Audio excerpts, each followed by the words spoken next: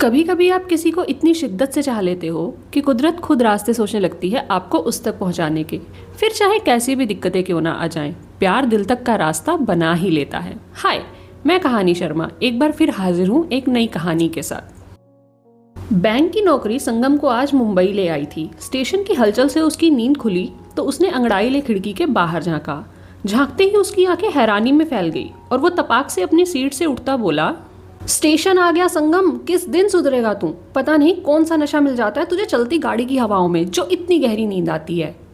अपने आप पर ही बिगड़ता संगम गाड़ी के दरवाजे की तरफ बढ़ गया और उतरने लगा तो सामने से दरवाजे के अंदर चढ़ते एक लड़के से टकरा गया। सॉरी, दोनों एक दूसरे को संभालते बोले, पर संगम की नजरें न जाने क्यों उस लड़के पर टिक सी गई थी।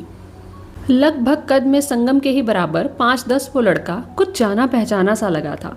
पर तभी ट्रेन की सीटी बज गई और ये सुनते ही संगम तुरंत उतरने में लग गया और वो लड़का अंदर की तरफ बढ़ गया।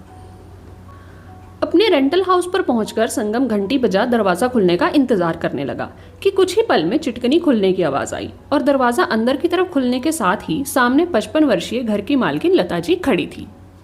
उन्होंने देखते ही संगम को पहचान लिया क्योंकि उनकी पहले वीडियो कॉल पर बात हो चुकी थी।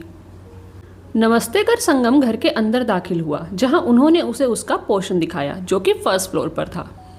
लता जी के जाने के बाद सफर का थका संगम अपने बिस्तर पर फैल गया और आंखें बंद की तो उसकी आंखों के सामने फिर वो ट्रेन में टकरा चेहरा आ गया।